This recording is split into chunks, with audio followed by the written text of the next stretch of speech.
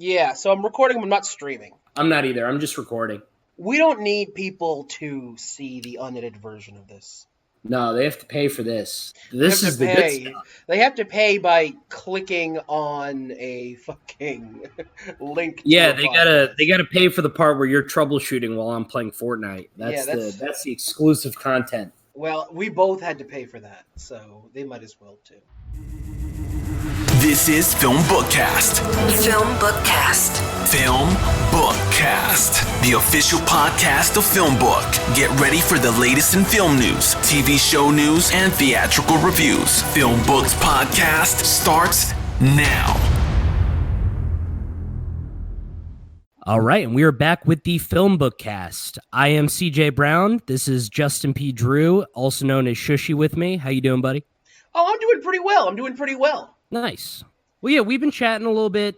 I just finished watching the movie that we reviewed, The New Mutants. We'll talk about that in a little bit. But yeah, Justin, fill me in on some of the movie news, please. Okay. So as far as movie news goes, I would say the number one story of the week. This has a lot of nerds all over the world very concerned. The Batman's Robert Pattinson has tested positive for COVID-19. So Batman people now probably believe in coronavirus. Maybe there were some QAnon Batman people that were hanging around, and this might have turned them. You know, a lot of people, a lot of goth, a lot of people with black lipstick and heavy eyeshadow are in mourning right now. Right. Well, I confuse Batman with the Predator. It's the QAnon people. They love the Predator comics. They all wear like the little buttons and everything like that. That's how they identify each other.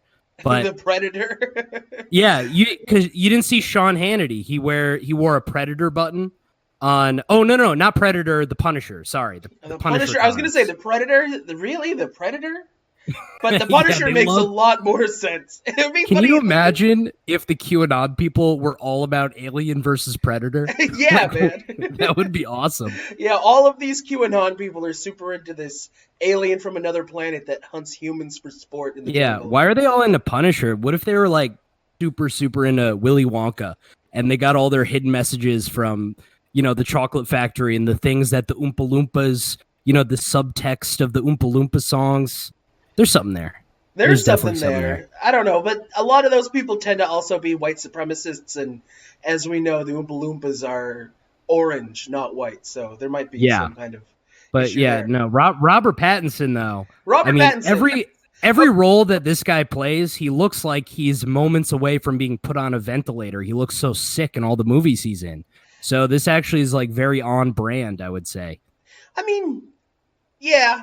But also, he makes it work. He's pale, he's sickly, but I feel like he could make passionate love to me. Yes.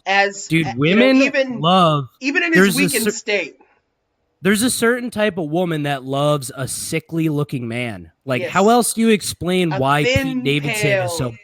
How else do you explain that Pete Davidson's so popular? It's because people like a lanky, sick-looking man to make love to them. That's just how it is. Listen, and I'm a heavier dude, and, my love life has never been hurting, so, people of all types that you wouldn't normally think would be able to track people. Every type of human being is somebody's thing, and I think that's what Robert Pattinson proves. So, wait, before we move on, is he okay? Like, is he on a ventilator right now? Like, what's going on with him? So, we don't know if he's okay or not. All we know is that he's positive.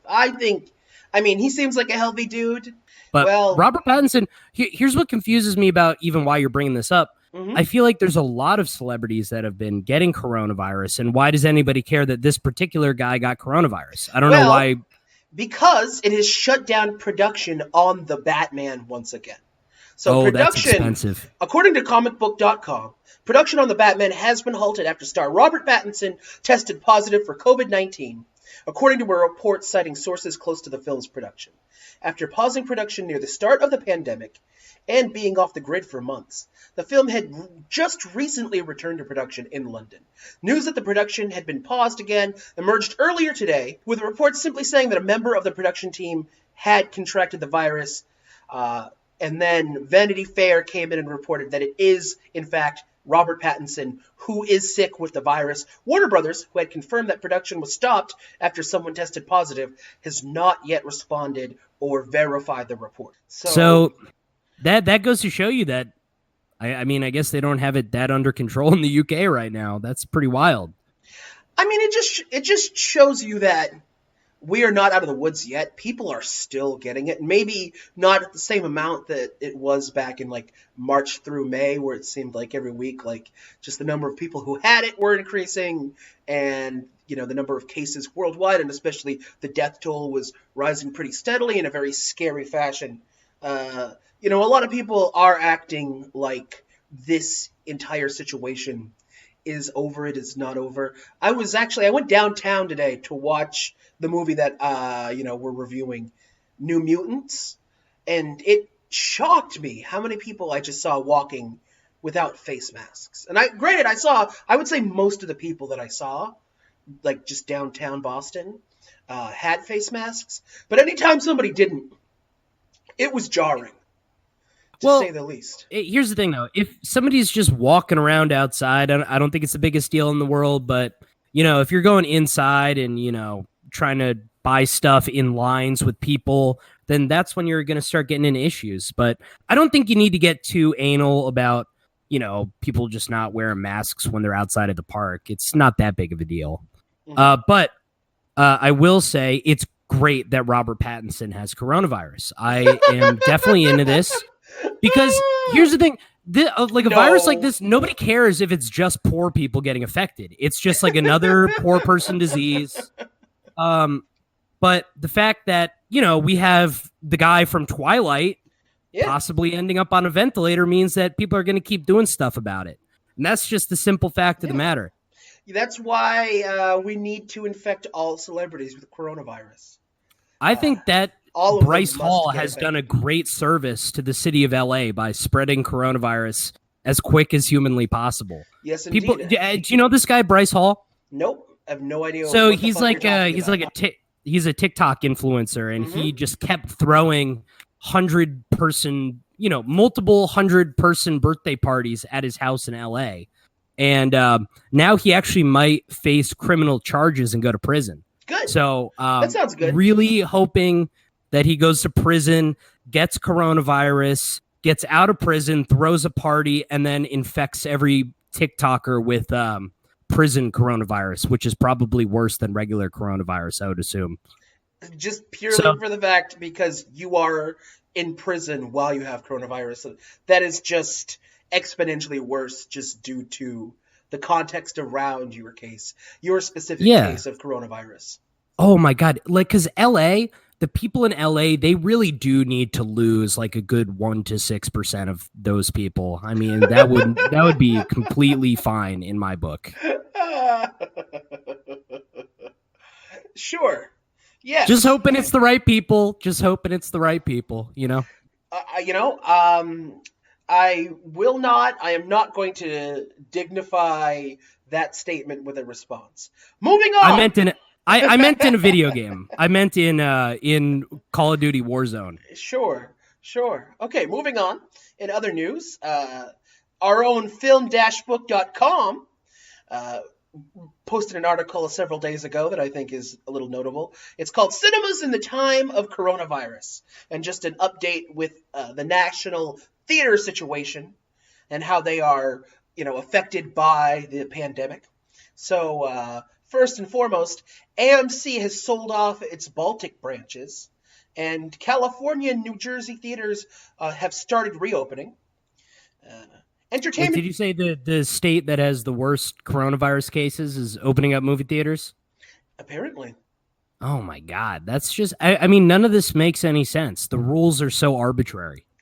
To be fair, I don't think there's one rule that would apply to all of the country, so maybe it's better that states are setting their own rules. But yeah, it's not uniform. I don't know if theaters are reopening in Los Angeles specifically.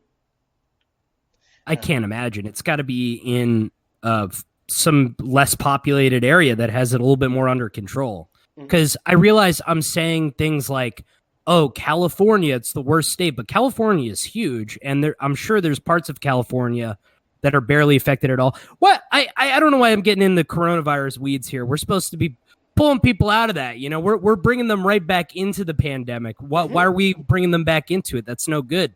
Well, I think that anybody who listens to the podcast is going to want to know about the contents of this article. Oh, please. No, I'm saying, tell me about this. Tell me about this. So entertainment venues, particularly movie theaters, have been some of the hardest hit businesses in the wake of the novel coronavirus epidemic, or pandemic, really.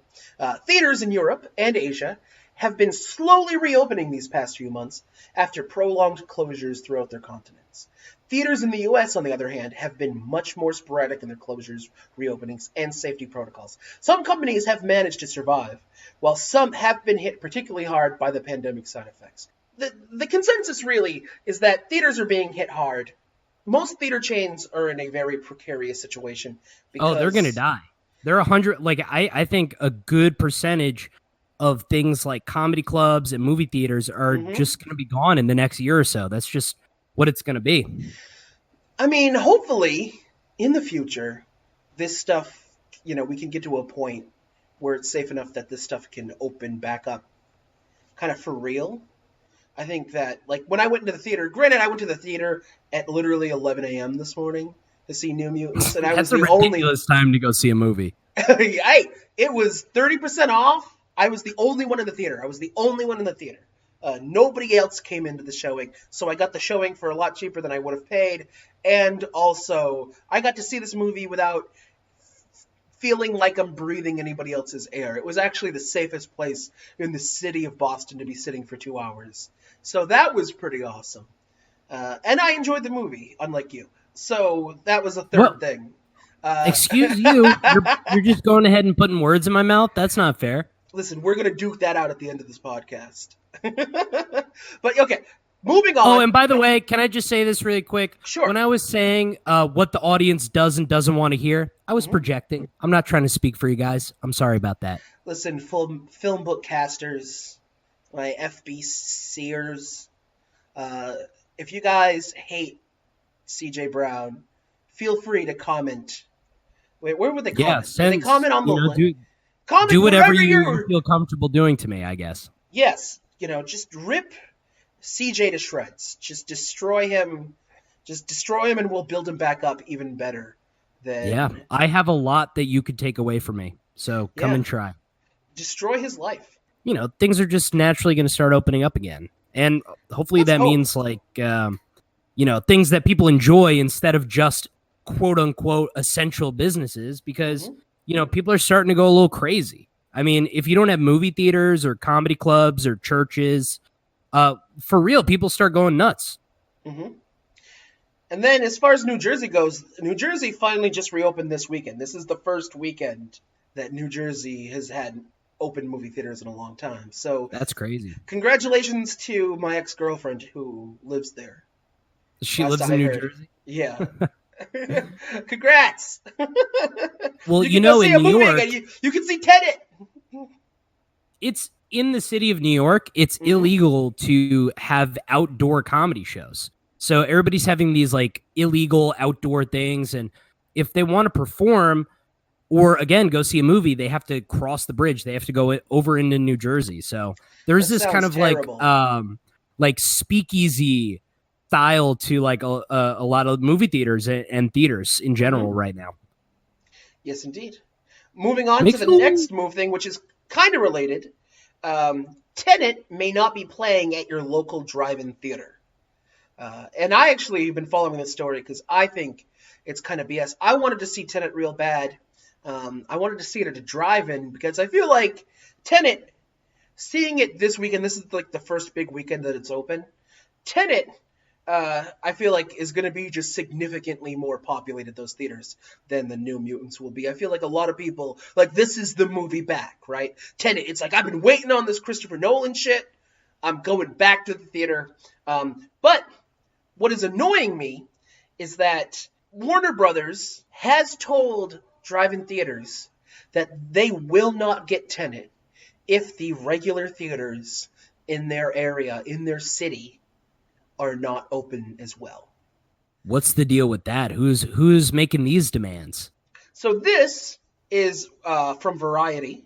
Basically, as a move to try to pressure more and more theaters to reopen, Warner Brothers will not allow drive-in theaters to play a movie if the regular theaters in that city are not already open. And that's because they want to open those theaters. Even if it might not be safe enough as of right now, they still want those places to reopen because the theaters, they're desperate to get asses back in the seats.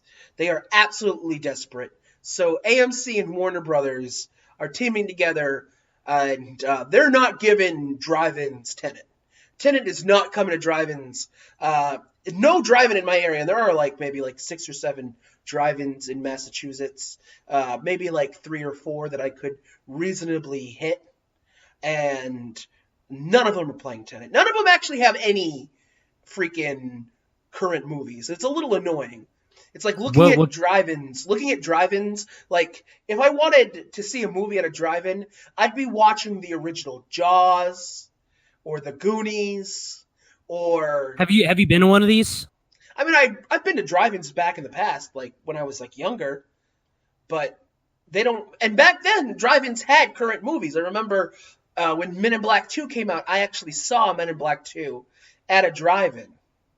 Oh my God, you got to see Will Smith from the safety of your car?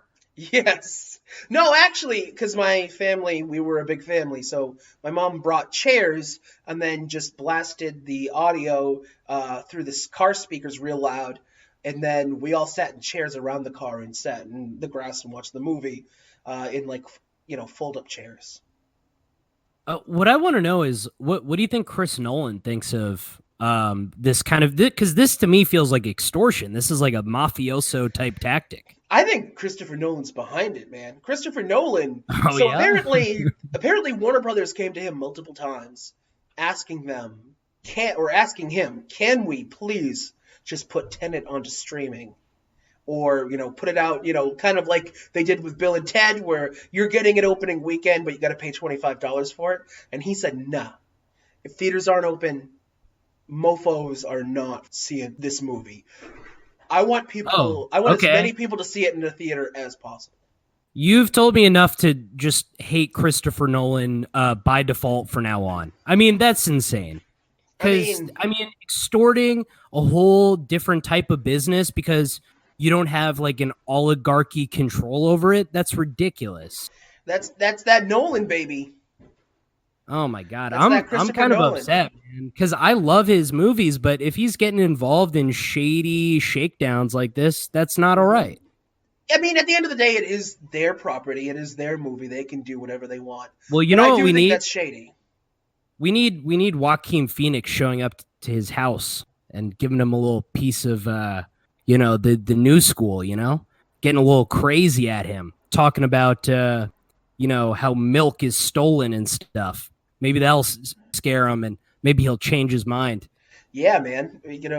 Maybe if Joaquin Phoenix just shows up at his house in full Joker makeup, Yeah. Can you imagine anything scarier than Joaquin Phoenix showing up to your house? And just doing the Joker laughter. And finally, even scarier. What if we send Heath Ledger to go to Chris Nolan's house? Just dig up that old bag of bones. Okay. Yep. Dig him up. Dig him up. Getting mean. FilmBookCast getting mean. Well, listen, he's trying to put people in danger, and I think people need to respond accordingly. If you're going to be greedy like that, you're going to have people rightfully upset at you. We're getting mean to Heath Ledger. I mean, he didn't do anything except, just take too many pills and drink a little bit too much one night. Anyway. I'm not saying that's neither here nor there. I'm saying we gotta scare some sense into this Christopher Nolan character. We need to just beat this shit out of. Okay, anyway, listen. Moving on. Okay, so just say in a video game, and then I think that legally protects us. Okay. In a video game, yeah, he needs to get the shit beat out of him in Smash. Yep, exactly. Moving on, Arthur Conan Doyle's estate. Arthur Conan Doyle, of course, the writer of Sherlock Holmes. His estate is suing Netflix over their new movie Enola Holmes, which is actually one of the trailers that we're going to be talking about in a couple minutes. They are suing Netflix for giving Sherlock Holmes too many feelings in their new movie Enola Holmes. Excuse me? So they're suing because they reimagined the character in a way that they didn't like? Can you rephrase that? So, the estate of Sir Arthur Conan Doyle has sued Netflix over its upcoming film Enola Holmes, arguing that the movie's depiction of public domain character Sherlock Holmes having emotions and respecting women violates Doyle's copyright. So, I mean, listen, I'm very sympathetic to this person, but I think they're a little out of their depth. That's crazy. Well, I mean, this is, a very rich family. Maybe. Who knows? Maybe they need money and that's why they're doing this. Okay, what is up with all these... the whole theme of today's show is just maniacal rich people doing, insane nonsense. But we don't know how hurting, because Sherlock Holmes is a public domain character. The Arthur Conan Doyle estate, they don't make money off of every Sherlock product. They only make money off of certain Sherlock products. So apparently, Sir Arthur Conan Doyle, all of the original stories, all of the classic Sherlock Holmes stories, like Hound of the Baskervilles, etc., he was very cold and emotionless. And that version of Sherlock Holmes, they do not have any power over. You can do cold, emotionless Sherlock Holmes as much as you want. You never have to credit anybody. You keep 100% of the profits. However, Arthur Conan Doyle went to war, and after going to war, came back and decided that he was going to do kind of like a revamped sort of Sherlock Holmes. And this guy was a little bit more woke. He had more respect for women. He was nicer. He cared about things more. The Sir Arthur Conan Doyle estate says that they have copyright. They own copyright for that Sherlock Holmes. And their argument is that Sherlock Holmes is who you're seeing in the Enola Holmes trailer. And because he cares about his sister, because it's about his younger sister, Enola Holmes. Okay, so you're saying they are suing for the copyright. Hold on. So you're saying the only reason why the IP belongs to this person is because the personality reflects what they own? So if they just rewrite it where Sherlock everything's the same, but he just doesn't respect women, is that how that works? About shit. He doesn't care about Originally, Sherlock Holmes was kind of a sociopath. And then an older, wiser Arthur Conan Doyle wrote new stories where he was more empathetic and caring and respectful. And so you just have to write the same stories that got written before the respectful part? Or if you're going to use Sherlock Holmes, he needs to be a bastard, essentially. You can use bastard, non-empathetic Sherlock Holmes any which way you want. So the legal argument that they're making is that they only have legal rights to a Sherlock Holmes character that's a salty bastard, chauvinist. And because in the Enola Holmes trailer, it is obvious that Sherlock cares about the well-being of his younger sister. I'm sorry, I'm just kind of processing. That is a copyright violation, my friend. Because I don't think you're Sherlock Holmes. This Sherlock Holmes you're showing me, this guy has emotions, clearly, pay up, mofo. I think this needs to go to court, because if this isn't a precedent already, it needs to be established, because in my eyes, there's no legal grounds for their defense. You can't just say that I have the rights to a nice Sherlock Holmes spinoff, because because people still understand the IP as being the same but augmented. That's really what it is. You're allowed to have creative control over your interpretation over an IP. So I think it'd be an incredibly frivolous lawsuit. And the fact is, Netflix has the money to fight this and establish this as precedent. So I really hope that they take this person down, because that's a bunch of bullshit. And I don't think that they should stand for it. A lawsuit is bullshit when you start a sentence with "the estate claims." You know what I mean? Yeah. Like whenever an estate is claiming something, I'm immediately a little turned off. Apparently, the Doyle estate made a similar argument 5 years ago in a lawsuit against Miramax for its film Mr. Holmes. Among other things, it claimed Mr. Holmes included plot details about Holmes's retirement, which only happens in the final stories, which they own. Apparently, they own 10 stories. They own the rights to 10 stories from the end of the Sherlock Holmes series as written by Arthur Conan Doyle. They probably just have a lawyer who just goes through every piece of Sherlock Holmes related. I would love to talk to that lawyer.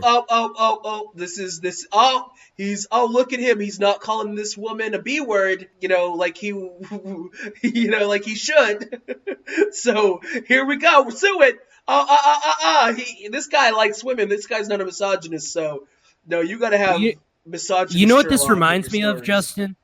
You ever hear the guy who goes to all the bars and sues them on ladies' night for gender discrimination? Mm-hmm. That's what this guy, the lawyer, this Sherlock Holmes lawyer, I feel like is on a very similar life trajectory. Mm-hmm. He has a very Better Call Saul feel to this lawyer, I feel. Which is funny, though, because Mr. Holmes, they were saying that because Mr. Holmes had Sherlock Holmes retiring, they say that we have his retirement is copyrighted. You need to pay us for retirement talk.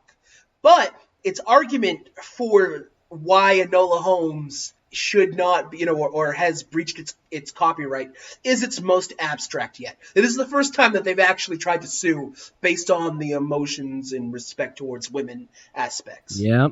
You know what, man? Similar to previous stories, I think we need to call up Robert Downey Jr. Make a little house call, Okay. Also, I'm sorry. Arthur Conan Doyle did not go to war. His eldest son, went to war and died. Oh, of course. It's somebody that has nothing to do with it and is trying to do a little cash grab. Yes. Excellent. And then his brother also died, and that softened Sir Arthur Conan Doyle up. And so then when he wrote more stories after 1923, he made him more empathetic, and that's the one that is copyrighted. Is there anything worse than a kid that thinks they're entitled to whatever their parents created? It makes me sick to my stomach. Yeah, we gotta burn down their estate in a video game. No, we gotta send Robert Downey Jr. over. I'm telling you, he'll know what to do. Yeah, him in his fake British accent. Yep.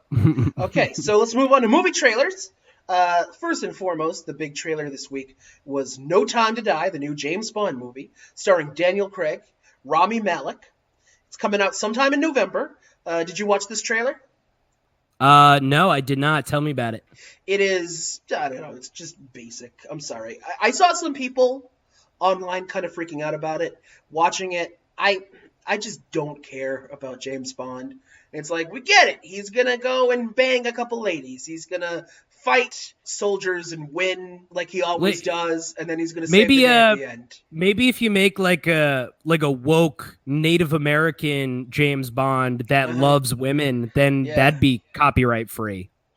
Maybe that would. Maybe we can try. It.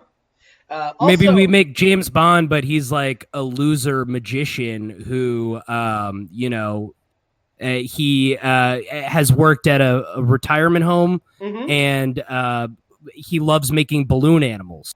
Is that like a copyright-free version of James Bond? I think how do we use the name James Bond? I don't think, because James Bond is definitely not in the public domain. I think if you use the name James Bond, you're paying up. Unless you can reasonably claim that you were doing a parody, like Nathan For You's Dumb Starbucks. Did you ever see that episode of television?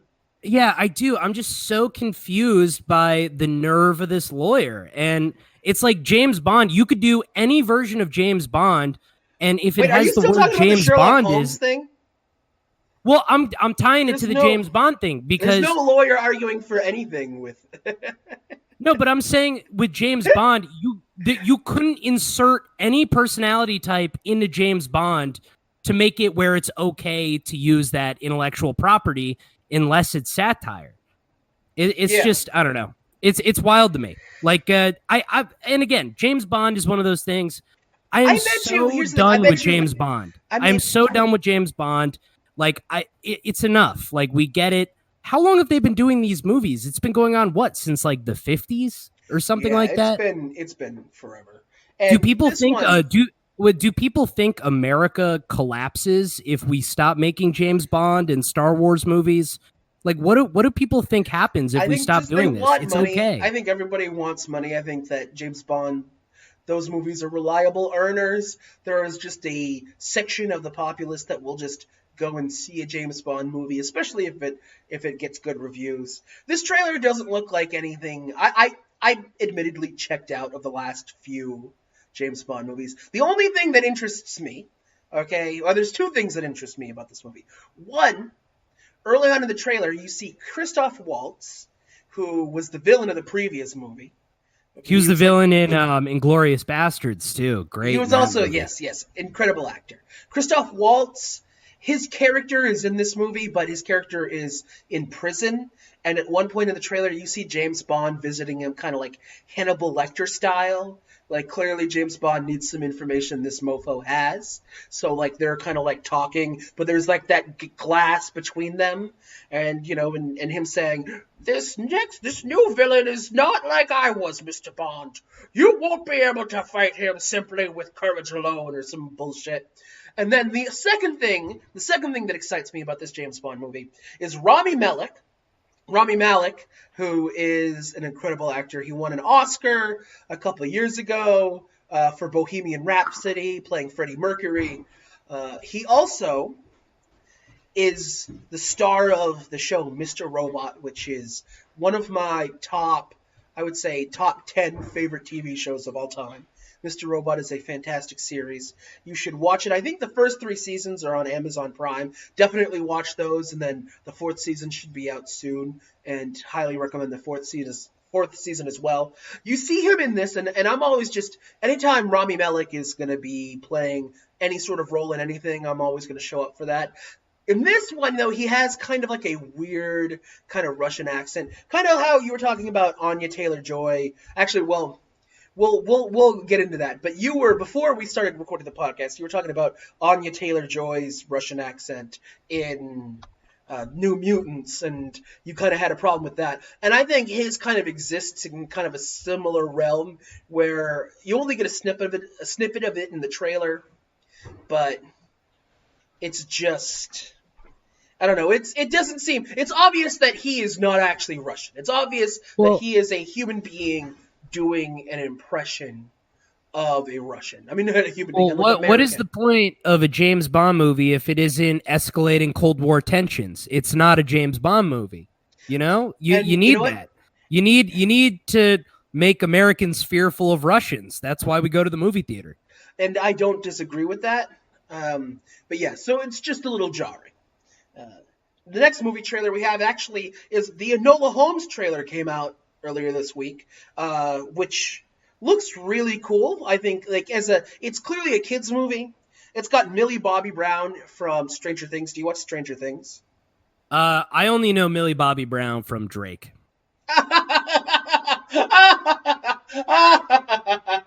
Yes. Well, she also, outside of being text buddies with Drake, she also has an acting career. Which is how she became known. She plays the character 11 on Stranger Things. Here, you actually see her speaking in her native British accent. This is the first time I've actually seen her in a role where she hasn't been doing a pretend American accent. And it's actually refreshing. I think I like her better. She's more interesting to me as a character when she's British. Because she seems really plucky and confident and determined as Enola Holmes. It's got me at least intrigued. It looks like it could be a pretty fun time. It's a Netflix movie that's coming out September 23rd. So it's coming out kind of soon, 3 weeks. I think it's definitely something that we should look into reviewing for the podcast. Because I'm down. Be on Netflix. But yeah, that looks pretty good. Also, Henry Cavill, a.k.a. Superman, is playing Sherlock Holmes in this movie. Okay, Superman is playing Sherlock Holmes. I like it. I mean, I don't care. I don't care about either of those IPs. I mean, I like Sherlock Holmes is fine. Superman, I just associate with Superman 64, and it just makes me sad when I think about it. Yes, indeed. Did you ever play that? It's one of the worst games ever made. It's supposed to be the best superhero. I think I got that game for Christmas one year. And yeah, I just remember it just being really bland. Like, I don't even think they took like the time to animate like Superman's face, really. It was just like 2 dots and like a squiggly line. Who gave you that? Whoever gave you that, I don't think they love you. I think it was probably my mom, and you're right. Okay, moving on to TV news. A new sci-fi series from Game of Thrones creators David Benioff and D.B. Weiss, as well as Brad Pitt, Rosamund Pike, and Last Jedi director Rian Johnson, has been announced by Netflix. So this is kind of like the super group of TV shows. Yeah, I get nervous when I see too many people that are very talented working together because whenever that happens, it always ends up being a very high budget. Nobody like really has creative say. I like things more when they're passion projects instead of trying to cram as many talented people into one project as possible. I think that so the real showrunners are David Benioff and D.B. Weiss, the guys who did Game of Thrones. Yeah. Those are the guys who are like the hands-on people. And then I think they just added all those other people to kind of be like, hey, I know that like everybody thinks that Game of Thrones really sucked at the ending. And Game of Thrones, the last 2 seasons definitely were mostly a letdown, although there are elements of the 2 final seasons that I will defend. But overall, yes, just a very piss poor ending to an otherwise incredible series, in my opinion. So this new series is a drama series based on an award-winning Chinese book trilogy. Okay. The first one being The Three-Body Problem, the second one being The Dark Forest, and the third one being Death's End, all written by the same author. They tell the story of humanity's first contact with an alien civilization. Apparently, this book series starts in the 1960s and stretches on until the end of time. Like the end of the third book covers the end of all time. So, who knows how many seasons we're going to get of this. Well, what does it look like? I mean, you said a drama, but what's the setting? Does it take place in China? No, I don't know. We don't know that much yet. All we know is that it's an adaptation of the book series. I don't know that much about the Three-Body Problem or its sequels. It's definitely something that we might want to look into further. So you're saying just wait for a trailer, and then we'll be able to. There's not even a trailer yet. No, this show has just been announced. That's how oh my god, okay. In the stages. Yeah, it's not a trailer yet. But yeah, so that's interesting. Have you seen Game of Thrones? Yeah, I'm up to the Red Wedding, and then I stopped watching. You've only seen up to the Red Wedding of Game of Thrones? Yep. That's where I'm at. It's one of those things where I would keep watching it, and then for whatever reason, I would move out of a place that had HBO, and then I would just be like, oh, that's gone from my life. I just can't watch it. I don't have HBO anymore. Dude, I might just... Do you have HBO? Do you have like an HBO login? I got Disney Plus, I got Netflix, and that's it. Those are the 2 things I got. Remind me, I will give you my HBO Max login. Do you have access to HBO Max? Yeah, I think it's an app on my Xbox. I would definitely be taking that from you. Only if you promise to watch all 3 seasons of Infinity Train first. Yeah, I mean that sounds like a fair deal to me. I don't see why not. And so I have somebody to talk to other than my brother about it. Okay. So selfish. Is it like will these be good conversations that we have about it, or will I be bored out of my mind talking to you and you just need to get this out of your system? That is to be seen. Obviously, our opinions differed on the New Mutants. Who knows how our opinions will diverge on other pieces of art that I enjoyed. Although I will say that I think Infinity Train is a much higher quality show than New Mutants is a movie. And I'll just say that. I liked New Mutants, but I don't think it's any sort of masterpiece. I just thought it was, for what it was good. But again, we will get into that at the end of this episode. Keep hanging on, people. FilmBookcasters, don't leave me now. We're almost through TV show trailers. We're almost to that movie review. Speaking of TV show trailers...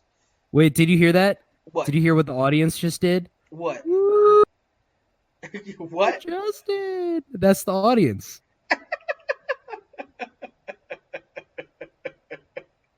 Go, Justin, go! Woo! Woo, Justin, That's the audience. go! Whee! They love you. It's like in Smash Bros. When the audience will cheer for a certain character's name. And it's always like, sometimes when they're cheering for the other guy, like, screw you, audience. I'm playing too. I don't think I've ever been more jacked up in my life than when the audience in Super Smash Bros. Starts chanting my name. Like, Bowser, Bowser. And I'm like, hell yeah, I am Bowser. Then I'll just spin around. Okay. So, the first TV show trailer that I saw, that we're going to be covering right now, is The Good Lord Bird, coming to Showtime on October 4th. It's a new series starring Ethan Hawke. From what I can remember, without really like doing any kind of pertinent research, that's Ethan Hawke's first TV show. Do you know who Ethan Hawke is? Is he related to Tony Hawk? I hate you so much. CJ, you are the worst person in the world to be doing a TV and movie podcast. You don't know who anybody is. Is this Tony Hawk's boyfriend? Ethan Hawke, is he related to Tony Hawk? Screw you, CJ. Shut up. Shut up right now. You should just leave. You should just leave the room right now. Wait, where does Tony Hawk live? California. What does he have? Family. What else does he have? Influence. Monster. What am I going to assume? Am I supposed to assume that Tony Hawk doesn't have any family members that would want to get into TV, movie, film? He might be. No, wait. I was going to say he might be related to Tony Hawk, but Tony Hawk spells his name without an E at the end, right? It's just Hawk, just like the bird. You don't even know if he is or it. Listen, you don't even know if he is or isn't related, and you're that ready to make fun of me? Because Ethan Hawke is Hawke, and Hawk is just Hawk. Yeah. Anyway, The Good Lord Bird. It's a show about one of those magical, nice white guys in the Civil War times.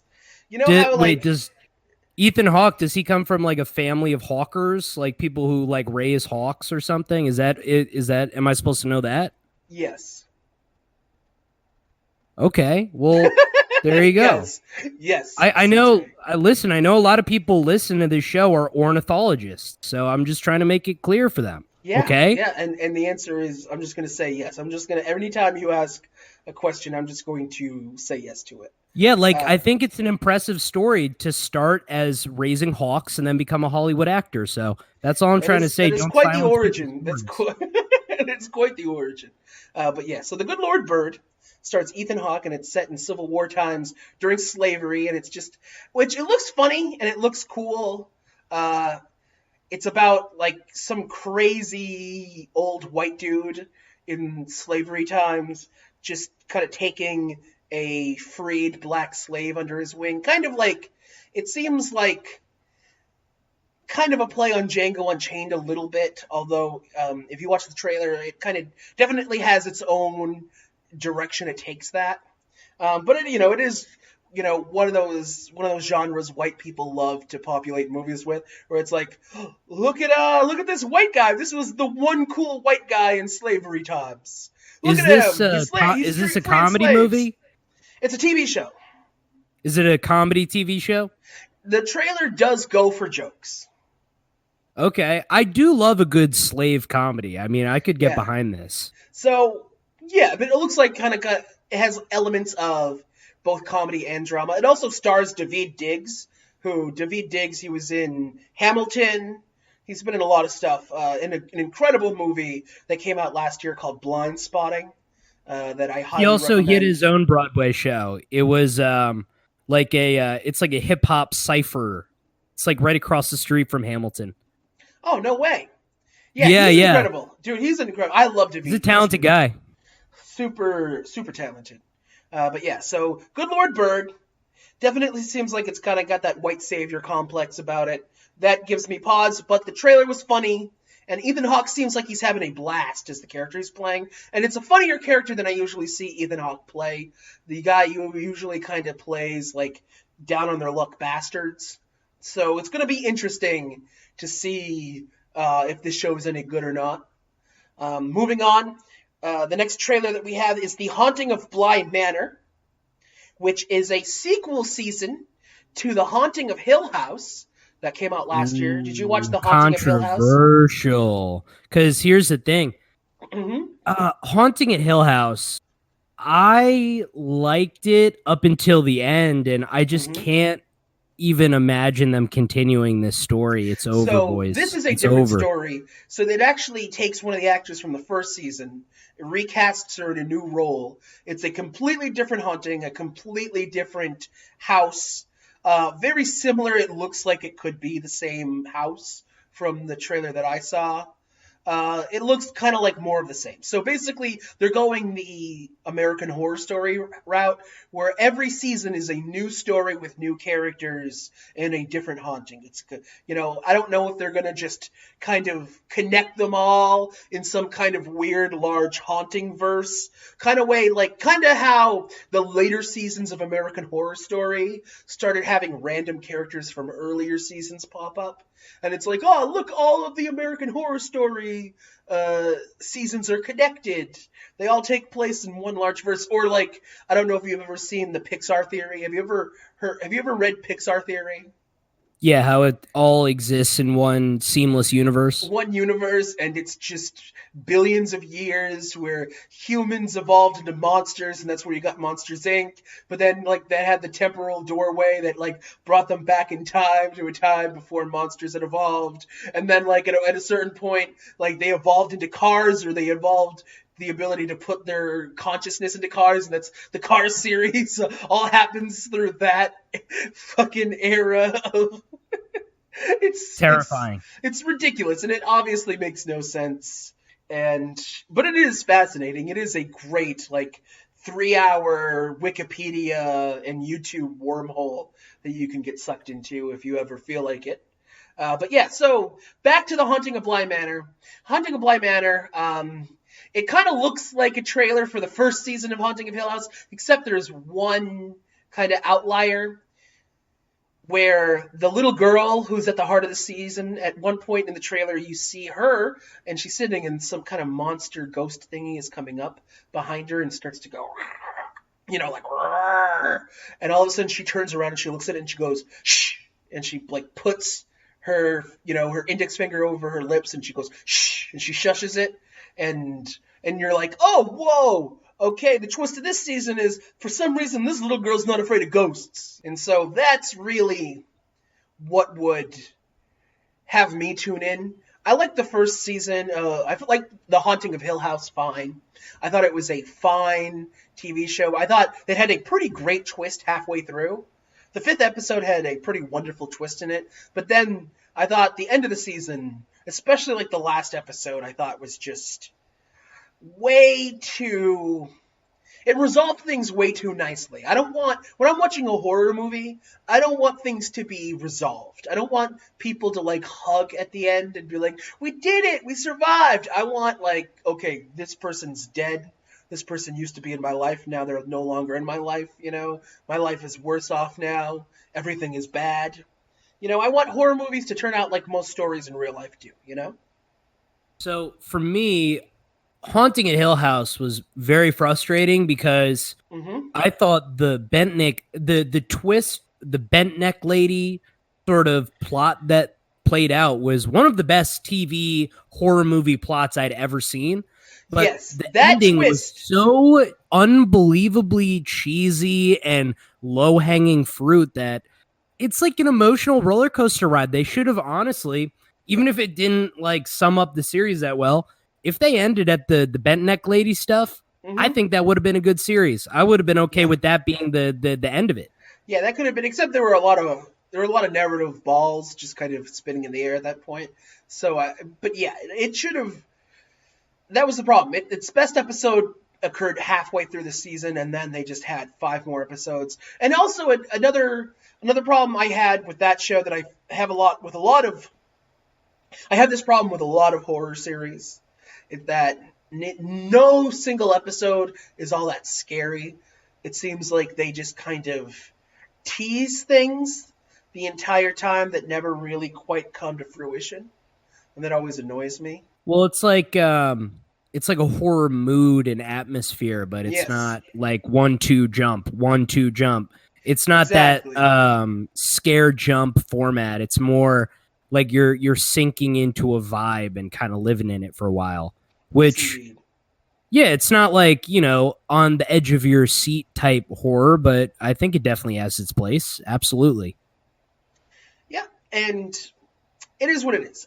Depending on what the reviews are, I may tune in and watch The Haunting of Fly Manor on Netflix in October. Maybe I'll just watch it because I'll have nothing else to watch. I'm gonna default my position right now. I'm sitting it out. If a lot of people tell me it's good, I'll watch it. Yeah. But I'm done. I'm done with that good, whole. Though. It can't be bad. Yeah, It needs to meet that CJ Brown seal of approval. No, not even that. It's like you can't bring me up to this super high level and then drop me down. Not like maybe this will be the ending verse. Though. It didn't feel right. It didn't feel respectful to do something like that in the middle and then end the way they did. They definitely messed up. I'll give you that. And finally, we got a tease for the CBS All Access version of The Stand. The Stand. Ooh, that I'm excited for. Very, very excited. Did you read The Stand? That was probably my favorite Stephen King book. I read the long version of The Stand. Mm-hmm. Yeah. I mean, so cool. I mean, of all the... So Stephen King's interesting because the quality of the movies versus the quality of the books doesn't add up. Like, The Shining is a really good book, but I'd say it's one of the best horror movies ever made. And the quality of the two don't really add up. Same with Carrie. Like, I feel like the movie's better than the book. But The Stand, the movie, the TV series, I didn't think was that great. Back in, when did they make that? The 90s, right? Mm-hmm. Mm-hmm. So I've just been waiting for them to finally realize the vision for this amazing piece of writing. And, this one definitely seems like there's more of a focus. Like, they want to make this appointment viewing. Like, CBS All Access has yet to have, the hit series, like the buzzy hit series that makes it a must-get platform. I feel like Netflix has multiple series that you kind of have to watch. It's got Stranger Things. They got The Haunting of Hill House. They got a bunch of others. They recently had BoJack, one of my favorite TV shows of all time.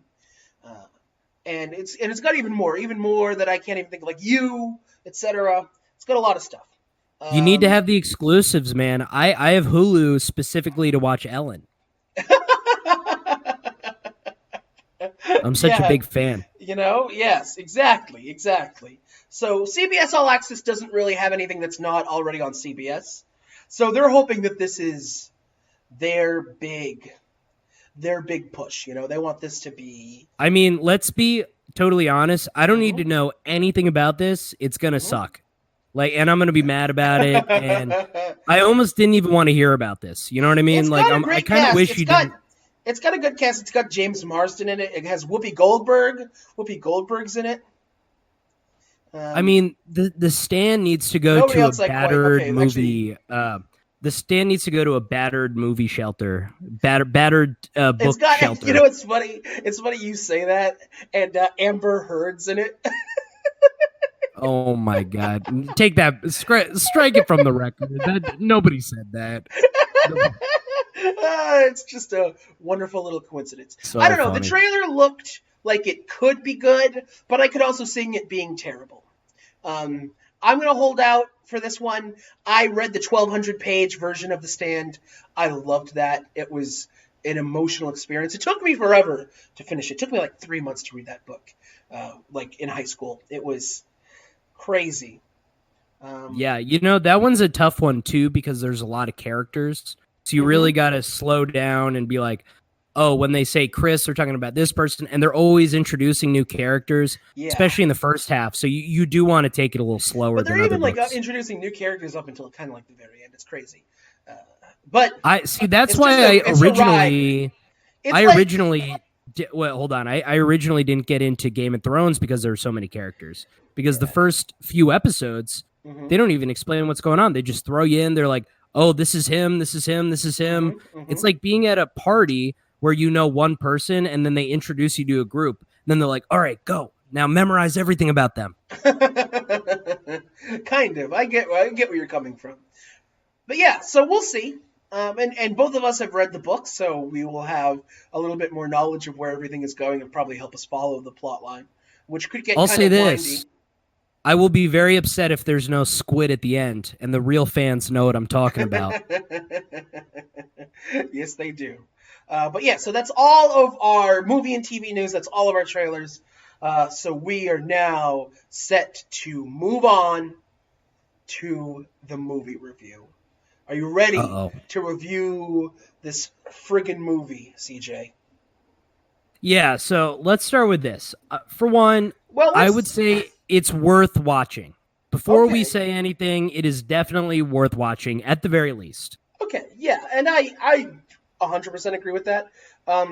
Let's just talk about the movie itself. Let's kind of set it up. So this is The New Mutants, which, and by the way, fun fact, the last ever Fox-produced, like solely Fox-produced X-Men movie. So last year they got sold to Disney. Disney now owns all the Fox properties. They straight up said that they were going to not continue any of the Fox X-Men properties except for Deadpool. Deadpool is the only Fox Marvel property that will get a new addition now that the material resides with Disney. You know what the big change is, right? The big change, what? Yeah, like all the superheroes are the same, but now they're just anti-Semitic. That's what Walt Disney did. That's the only difference. Yes, I can't wait for anti-Semitic Wolverine to pop up in the next couple of years.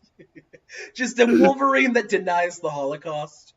Yeah. He brings out his razors and he goes like, rah, rah, really, 6 million? The number seems a little high, and then he's whoa, whoa, whoa, and he gets hit, and then he heals. Okay, so The New Mutants was also filmed back in 2016. So it's been filmed, or 2016? Yes, it was filmed back in 2016 and just came out this year. Finally came out. It was supposed to come out in 2017. It got delayed and then delayed again. And then when it was finally supposed to come out, Disney and Fox started negotiating, and then it got pushed back. And now it is finally being released. 2020, ironically, just as every theater shut down. It was supposed to debut last April, and then now it is one of the first movies to come back after, the pandemic, after just the worst part of the pandemic. And it's kind of funny because Maisie Williams filmed this. Maisie Williams, of course, who plays Arya on Game of Thrones, she's in this. And it's clear that this was not filmed recently because she is way older looking in the last couple seasons of Game of Thrones than she is in this movie. It's kind of funny. We got one last hurrah for that age Maisie Williams, like Game of Thrones season 4 Maisie Williams, She's like the Irish Catholic chick, right? Yeah. Yes, she is. She's the dog. Turns into a dog. And so let's just go through the plot real quick. 5 teenage mutants, Mirage, Wolfsbane, Cannonball, Sunspot, and Magic, undergo treatments at a secret institution that will, quote-unquote, cure them of their dangerous powers. Invited by Dr. Cecilia Reyes to share their stories, their memories soon turn into terrifying realities as they start to question why they're being held and who's trying to destroy them. That's the official tagline for the movie. It stars... Yeah. This is based on a true story. The only difference is that it's based on the CIA injecting DMT into 9-year-olds' heads directly and then like writing down what they say afterwards. But then they made some artistic differences and related it to X-Men. But it's all based on a real story. Yes, it's the one X-Men property that is actually started out as a real story. There are really kids who can... There's really an Irish Catholic girl who turns into a dog. Honestly, the government gets involved in so many odd genetic splicing experiments. I wouldn't be surprised at this point. Yes, indeed. Like, that's one of the things about this movie. It has this undertone of children being experimented on. And you gotta really think when you're watching this movie, you're like, oh, this really isn't that far off from what the CIA is actually doing. And then you get freaked out thinking about what our government's been doing behind closed doors. And, you know, you have a little bit of a panic attack. But I think that is one of the heightening features of the film itself. You know, really inspires thought. You know, and this is why we have you here, you know, because that was quite a theory. No, it's not a theory. It's all been published. It's called MK Ultra. This is just quickly turning into a conspiracy podcast. Well, that's kind of what X-Men makes me think of. I mean, what's more conspiracy theory than like all these doctors doing crazy experiments on kids and giving them superpowers? Yes. That's definitely happening in real life. So as far as the movie goes, I guess before we get into anything spoilery, so as we said before the movie began, or before the podcast began, you did not like the first half of this movie. I thought the first half dragged on, and by first half I mean right around 50 minutes in is when I felt like I started enjoying the movie. But the first hour or so, here's how I describe the first hour of the movie. It's like you're playing a video game and there's a training kind of area that you're locked in and you have to finish the training area. Yeah. That's what the whole first half of the movie felt like to me. The first half of the movie was just the tutorial. Yeah, it felt like the tutorial. Exactly. Okay, and I understand that. If I recall correctly, you texted me early on in the movie and you said, it's like Dawson's Creek. It felt very CW. Very like heavy very CW vibes. There's like little quirky like relationship subplots and you know there's petty girl drama. I thought some of the all things that you would see at 8:00 on CW shows like Supernatural or what was the superhero one that they had? Save Me or something? Smallville? You know what it was like the Superman CW original series. Smallville. Yeah, Smallville. Yeah, yes. It felt like Smallville for a while. Jesus, yes, Smallville. Yeah, and I get where you're coming from with that. Now, and it's like there's a lot of people that like movies like that, and I think if you like that, you'll love the first half of this movie. If you love Supernatural, you're going to love this movie. This is definitely, and I see where you're coming from. I will say that while I don't disagree with you about the movie, I'll say that the movie worked for me in the first hour. I was happy because my biggest gripe with superhero movies, or one of my biggest gripes, and I think I touched on this a little bit in the last podcast, I just don't I get bored with big battle sequences. I'm glad there was only really one big battle sequence, and it was at the end. If you're really into big battle sequences, do not go see this movie. Yeah, it is. It only has one. Although I think it's good. The first hour is very largely action-free. That actually works for me. And once we get into spoilery stuff, we'll be able to talk about it. I will say that I enjoyed that they were focused on these characters first and foremost as characters. That there was a lot of exploration of each of their trauma. That, you know, each character is coming into this group with their own baggage, with their own trauma, and you see every person's backstory play out over the movie, and you get, you know, where the trauma is and how their power kind of relates, you know, correlates to their trauma. I liked that. I thought that was pretty cool. There's an adorable lesbian romance at the heart of this movie. I thought that was very well done. I thought that, and I've already forgot their superhero names, but I thought that Maisie Williams and Blue Hunt, who plays the star of the movie, that plays the main girl, they're both both do a great job, and I believed their romance. And I highly recommend. I give it a 7.5 out of 10. I had a fun time. And now, before we go forward, I think we should move into spoiler talk. So anybody listening, if you do not want to have the New Mutants spoiled for you, if you plan on watching it at some point, turn off this podcast right now. Just turn it off. CJ, do you want to add anything? I liked Guns Akimbo more than New Mutants. I like Guns Akimbo significantly more than New Mutants. It wasn't even close. In terms of like how much I enjoyed the movie, not even close.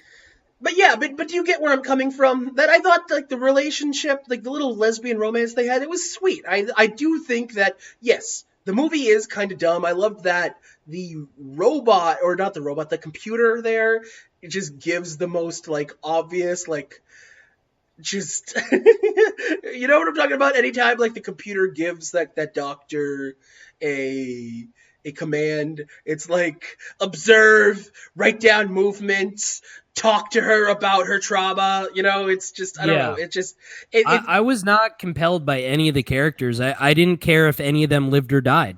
Frankly, I could have given or taken any of them, and also not only were they boring characters, but I was also a little. Hold on. When a whole cast of people is too hot, it's like it doesn't feel real. I'm watching you thought they were Hollywood too hot? movie. They're not too hot. Outside of Anya Taylor-Joy, who was extremely hot. I thought that, and that one dude who's really hunky, but like the guy from Stranger Things, Charlie Heaton, I really think he's got a weird, awkward face. I don't like his face. I don't like his face on Stranger Things, and I didn't like his face here. They all look like you're misinterpreting what I'm saying. I'm saying they all look like actors. You understand? So I'm like, it's like I'm watching something that's fake. It doesn't feel real. Does that make sense? Yeah, I don't know. I don't think that these people were too. I think that there are like, for example, that's kind of how I feel about First Class for the most part, where I feel like all those people were like super attractive, where I didn't feel like these people were too hot to be this cast. Because I didn't think the main girl, the main character Danielle, I didn't think that she was like, I wouldn't consider her like quote unquote hot. You know, she doesn't look like she would be partying with Paris Hilton. She seems like a normal girl. And then Maisie Williams was just kind of in dog mode. And Anya Taylor-Joy, yes, is hot, but Charlie Heaton, like I said, I don't like his face. I really just don't. I don't like his face. Honestly, I didn't like any of their faces. I didn't want to look at any of them. Wait, Anya Taylor-Joy though? Anya Taylor-Joy. Did you ever see The Witch? All the characters, when they were given their little origin stories, it reminded me of everything J.K. Rowling cut out of origin stories from kids that went to Hogwarts. It felt like boring, like Hufflepuff and the Ravenclaw kids. Like I was like, whatever. I don't like this adolescent kid goes to a place to discover their powers bullshit. It's boring. I hate it. And they find themselves through their powers. It's like, it's been done. We've done this story before. I'm sorry. Yes, but I'm not comparing this to Harry Potter, which I think has its own host of problems. Do you see my thought process in the Harry Potter comparison though? Because I did get like real Hogwartsy type vibes. It kind of had a Hogwartsy kind of vibe. I will agree with that. How do I want to put this? This is very delicate. If you say the wrong thing, then bad things are going to happen. So make sure you get your ducks in a row here. I will literally die right now. This is like people don't realize this about this podcast. Mm-hmm. It's like the movie Speed, where like the car, if it goes less than 60 miles an hour, if we talk a bunch of bullshit for more than 15 minutes, then both of our apartments explode. Yeah, we will die. We need to really land this podcast in a very entertaining, insightful way. But yeah, no, I get what you're saying, although I feel like this movie, and what I like about this movie focuses on the characters and specifically focuses on their trauma in a way that Harry Potter doesn't. Harry Potter, especially the first one, is just wish fulfillment. It's like, hey, poor kid, whoa, you're a wizard, you're like the chosen one. Yeah, poor kid, sweet, come over here and you're going to be in this friggin' castle and learn how to be a wizard. And then it wasn't until like the last like 4 or 5, like the last 4 movies where he starts to actually have really solid character development. It's been since the first movie, him discovering his powers is him getting closer to his dead parents and learning about, like, him coming to terms with the fact that he grew up without a mother and a father. So that's always been one of the undertones. All right, whatever. I think that this does... Okay, then let me pivot then, because I will concede your point. But let me pivot. I'm pivoting. I'm physically pivoting. As I say, you're physically, your body is turning 45 degrees right now. My body is turning 45 mofo degrees, my friend.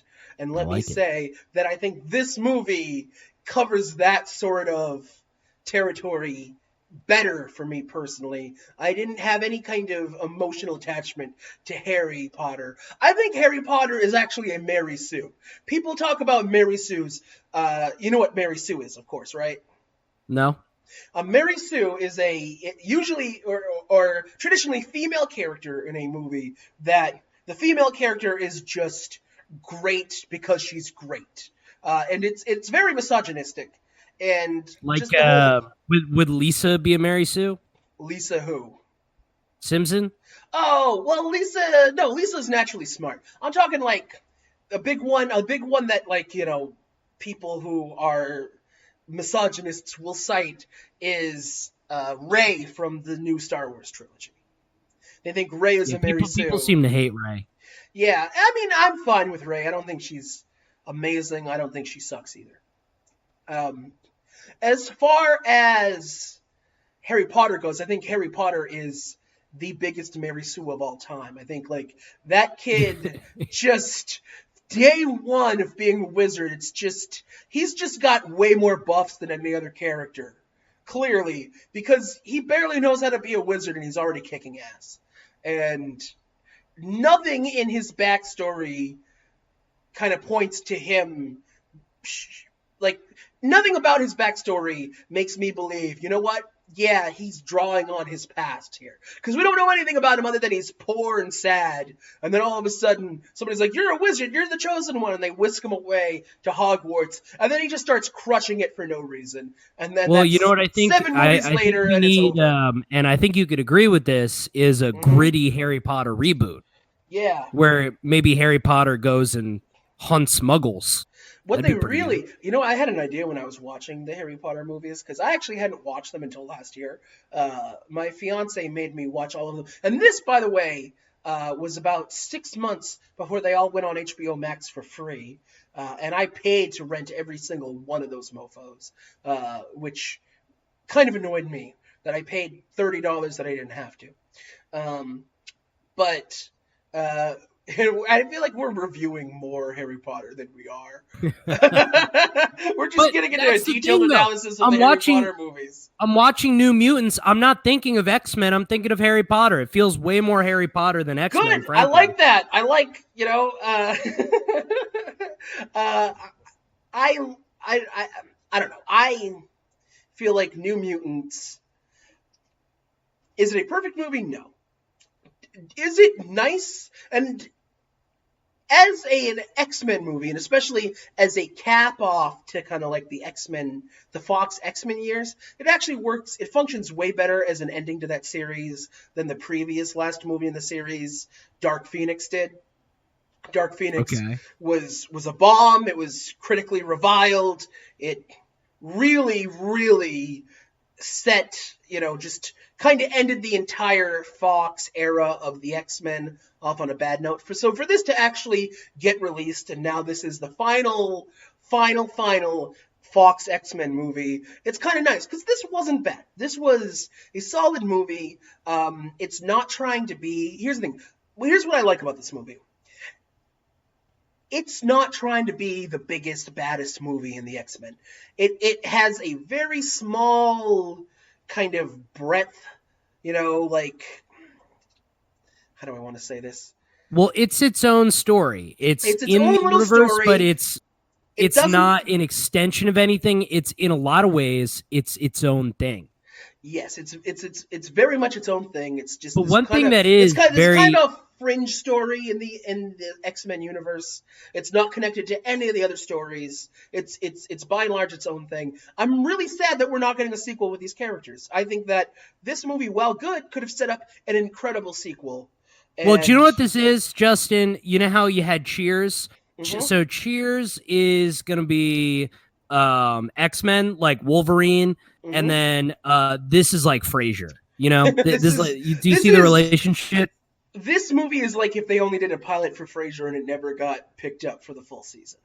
Yeah, exactly. Yeah, this is what the future of the X-Men series could have been. And I think, like I said, I like the focus on trauma.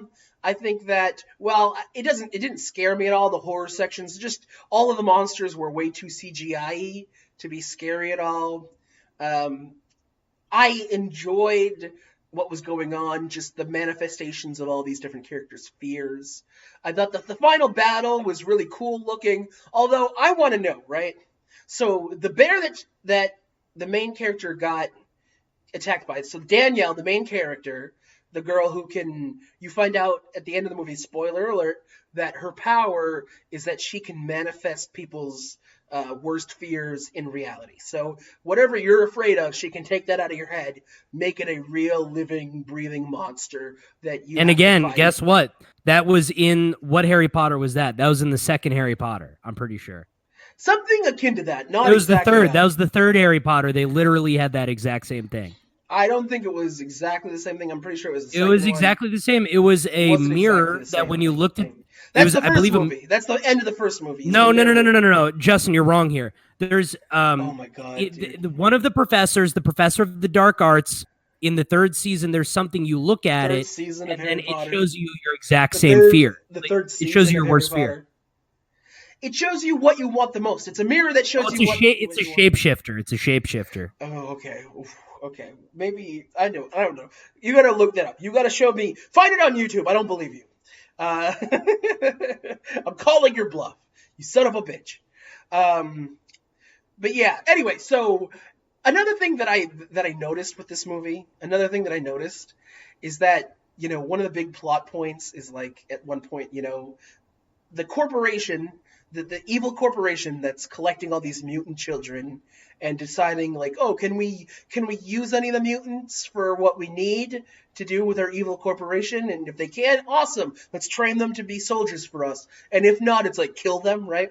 And then they put the order to kill Danielle, the main character, because her potential for creating a nightmare is she's too powerful, right? So they got to kill her.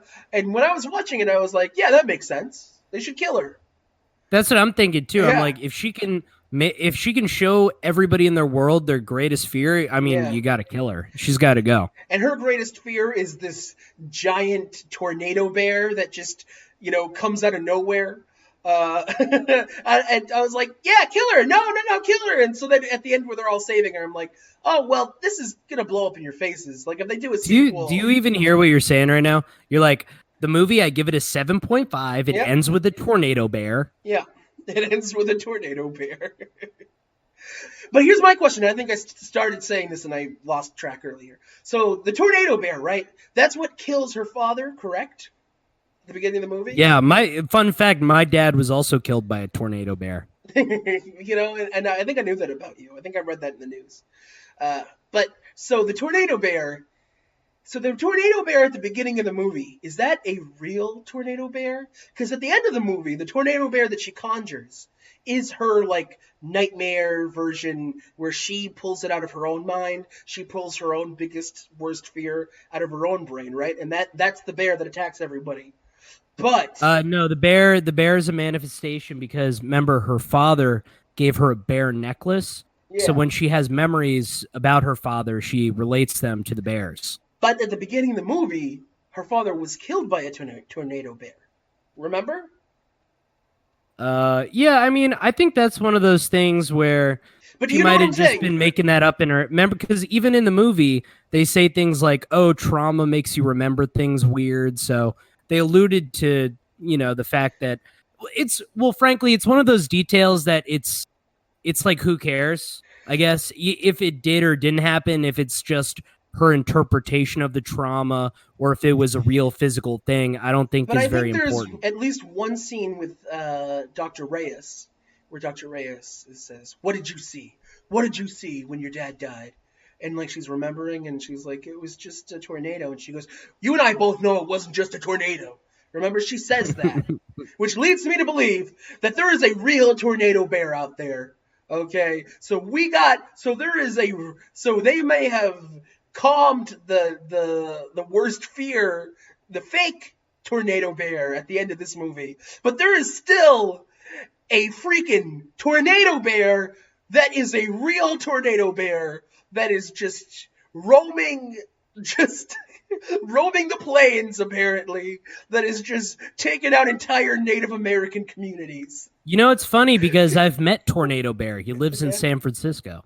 Yeah, nice guy in real life.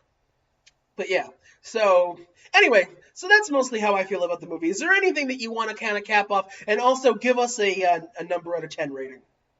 Yeah, okay. So first half of the movie is slow. We're just learning about the origin stories of all the characters. And then halfway through, it quickly becomes a horror movie, which I thought that kind of caught me by surprise, to be honest. Second half of the movie I liked. You know what other movie did something like that? You ever see From Dusk Till Dawn? Yes. With Robert Rodriguez? That is they do the same thing where the beginning of the movie is kind of like this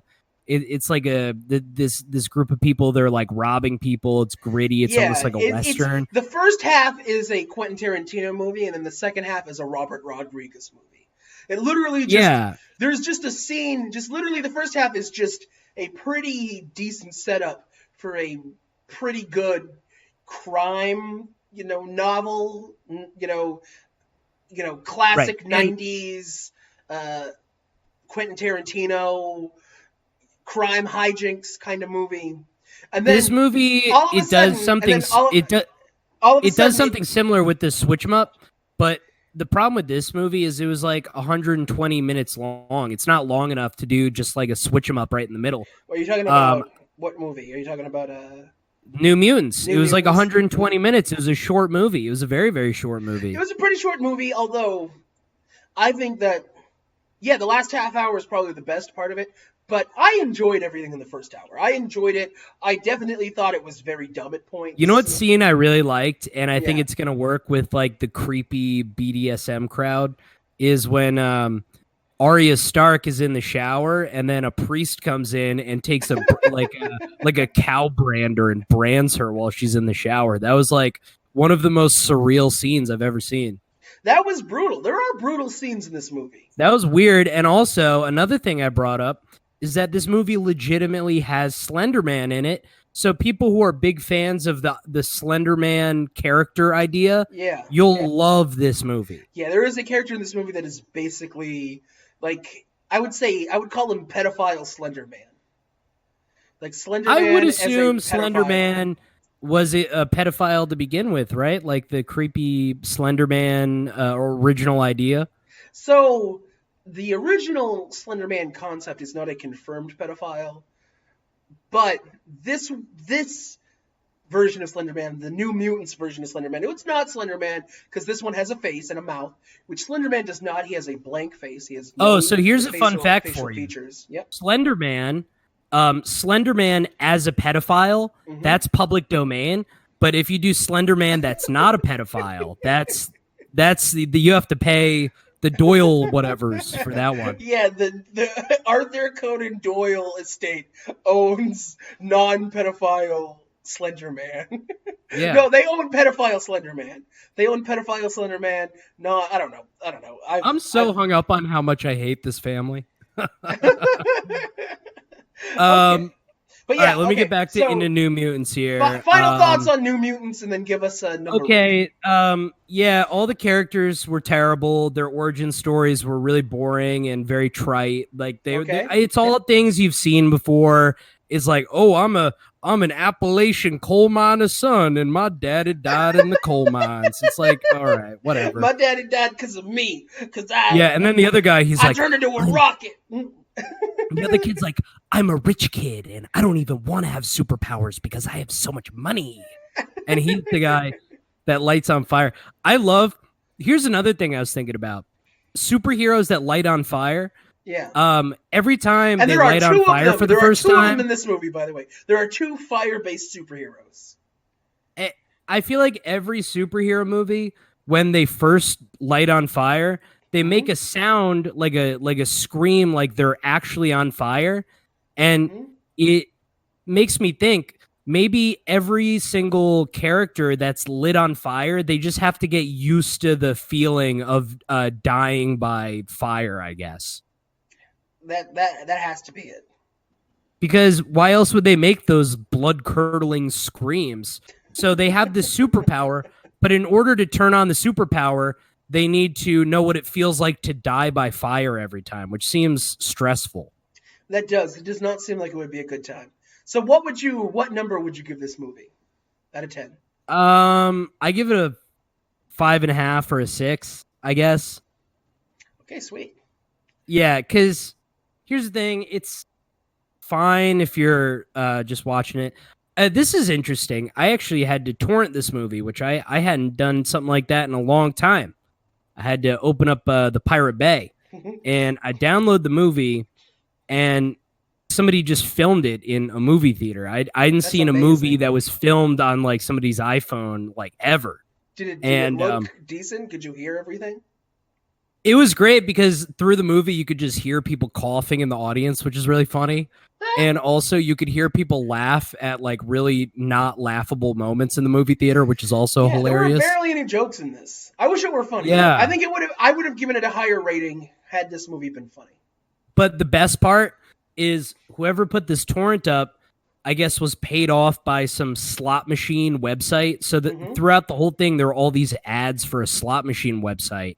So during one of the most tense moments, it cuts to this African guy with a blender, just putting things into a blender, and then he presses the button, and money just flies out of the blender, and then it goes right back into the movie. I love when that happens to my blender. Yeah. When I'm just it was a crazy money! ad. Oh, shit! I was going to make a smoothie. I will say the ad was almost better than the movie, and it made me want to go check out the website. Yeah, you should definitely click every link on the illegal websites where you download the movies you watch for this podcast. Yeah, this movie's like a bad CW original. You know, and yeah, that's your opinion. Like I said, I think it's a joy. I think that if you just go in with, don't have your expectations high at all. I think it has like a 31 or a 34% on Rotten Tomatoes. That sounds about right. Yeah. Okay. So what you higher than it's higher than the 39. Because a lot of that is just like really bitter, angry incel superhero people that if their movie isn't exactly how it's supposed to be, oh no, the world is falling apart. It's no, they put 2 girls kissing this. No. Yeah. Another thing that was the best part of the movie was lesbian kissing. For sure. Although I did wasn't it cool how they kept kind of referencing Buffy?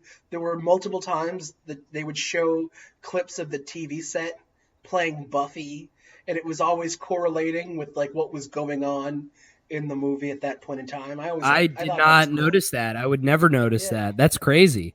Yeah. Okay. Anyway, so that is our podcast. I have been Justin P. Drew, a.k.a. Shushi, and you are CJ Brown. I want to thank everybody for listening to this episode of FilmBookCast. You can find more of our work on film-book.com. You can find me on Twitter at ShushyLives, SHUSHYLIVES. What about you, CJ? Yeah, you can find me on Twitter. It's twitter.com/CJ Sorry. And what's your Twitch again? Oh, so my Twitch and my YouTube are both, so it's Sorry CJ Brown. There's an E at the end of Brown, and that's all one word. And you got to follow me on YouTube. Lots of content, making smear videos against people for no reason. Your Miley Cyrus smear video is an all-time classic. Yeah, so if you ever want to see a very angry YouTube comment section, you can count on me for having that. Yeah, and that's why we keep you around. Also, you can find me on Twitch at twitch.tv/ShushyLives. If you listen to this podcast on iTunes or another podcast service, please rate and review it. If you are listening to this podcast on our YouTube channel, FilmBook Podcast, please like our video, subscribe to our channel, and leave us a comment in the comment section. It helps other people discover our podcast. Please also consider becoming one of our patrons on Patreon at patreon.com/FilmBook. Your support helps us create more engaging content, although you and I are not getting paid for this, so should I even be giving this spiel? You can also find a Patreon link below in the description. I'm not going to put a link in the... Oh, actually, wait. The person who uploads this podcast will. So they'll put the Patreon link there. But in none of my videos will I paste the Patreon link for FilmBook Podcast until you and I start getting paid for the work we're doing here. And if you want to tweet about this podcast, please use the hashtag FilmBookCast. Tune in next week for the next episode of the FilmBookCast. Thank you for listening. We'll see you then. Anything you want to add before we go, CJ? No, you got a voice like an angel, baby. I just wanted to listen to it. Aw, thank you. Well, and you as well. I like listening to you just say the worst possible thing and completely derailing my train of thought. No, I didn't do that. When did I do that? You do that. That's always been our dynamic. I'll be saying something. You'll cut me off to just talk about like people just putting their thumbs up their buttholes or some shit that has nothing to do. What kind of thumbs up the butthole? I never even came close to that. What kind of man do you think I am? Okay. Woo! FilmBookCast out! Okay, so that's another hour and 45-minute episode that I'm going to have to... Good, because I feel like we didn't get good until like 15 or 20 minutes in, so that's perfect. I think it was definitely awkward at the beginning, and I definitely want to cut out... I definitely am going to gut like the first 20 minutes and just kind of get I to think the it got shit. good after that, though. I think we had some good moments. Oh, I think we for sure had some good moments. But yeah, the first like 20, 30 minutes were no good. Yeah, and listen, we don't have to include every news item. There's definitely at least one of the news items that I just want to completely take out. Yeah, and you're editing this anyway, so yeah, I'm going to be editing this. But yeah, I think that we did a pretty good job. And obviously these people don't care because this website they're just trying to find credit cards and charge the max amount. I don't know what these people are doing. Okay, well, I'm really hungry. I'm gonna eat. I'm gonna make myself some dinner. Hey, have a good night. Nice talking to you.